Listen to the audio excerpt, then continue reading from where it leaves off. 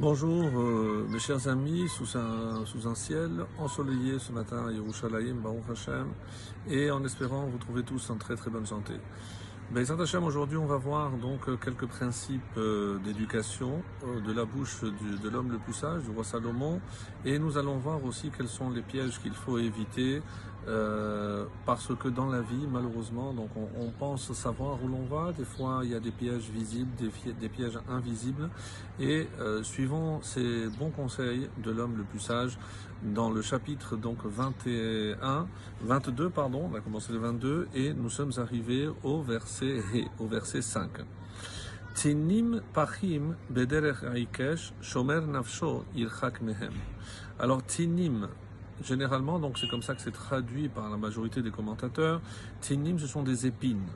Pachim, ici c'est dans le sens de piège.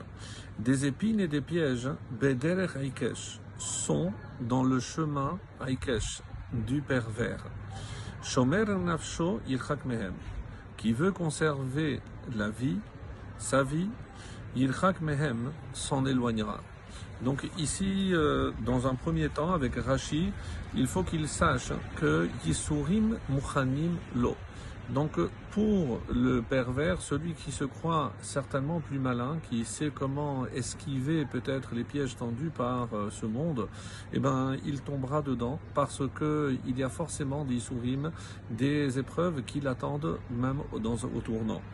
Et une explication très originale et très belle, comme d'habitude, de la bouche du Chida, qui va citer au nom d'un Rav de l'ancienne génération, dernière génération Yerushalayim, qui s'appelle Rabbi Yehuda HaKohen, un kabbaliste aussi.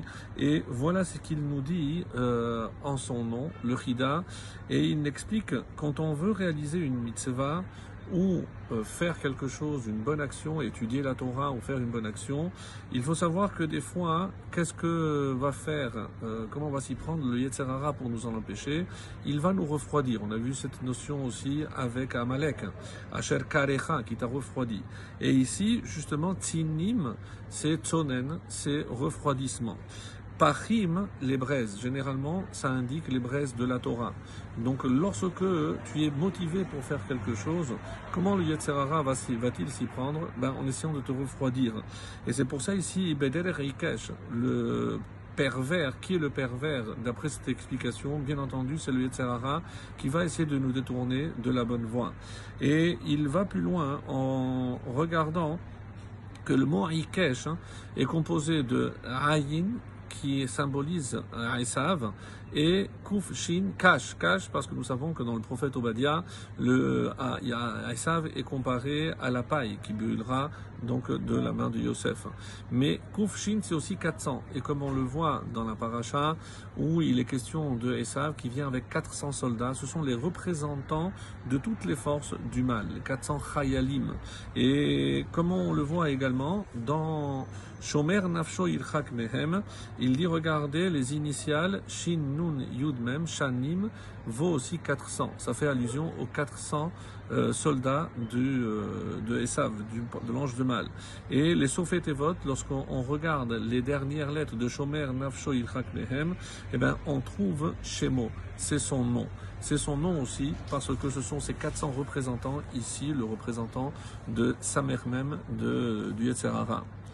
Et enfin, le Vav, Chanor Lanar Alpid Arko, instruit, éduque le jeune homme selon ce que commande sa voix, je rajoute pour la compréhension, Gam Kiyaz Kin Liasur Mimenu, même quand il sera devenu vieux, il ne s'en détournera pas.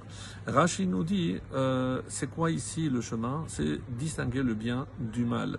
Comme le ride, si tu le laisses dans ses erreurs, il ne pourra plus quitter ce chemin. C'est pour ça que dès le jeune âge, on est obligé d'éduquer pour qu'il s'habitue à reconnaître le bien et ce qui ne l'est pas. Le Malbim exprime ici une idée intéressante. On nous dit que dans ce verset, on comprend qu'il y a deux mitzvot. La mitzvah de l'Echanecho, on a une mitzvah d'éduquer l'enfant. Alors, comment on éduque un enfant? Pas simplement en lui donnant de l'instruction, mais c'est aussi les midot, dans les qualités humaines, les maasim tovim, à faire de bonnes actions et mitzvot et à faire des actions, comme vous le savez, même avant 13 ans, il n'est pas obligé, mais il faut l'éduquer. Et il y a aussi les filles d'Arco, mais il faut aussi tenir compte de sa propre nature, comme il le dit, en tenant compte donc de sa nature. Par contre, sa nature, sinon, parce que si on va à l'encontre, eh ben, ça ne tiendra pas. Autrement dit, il faut d'abord déceler le potentiel de chaque enfant et après profiter, développer ce potentiel.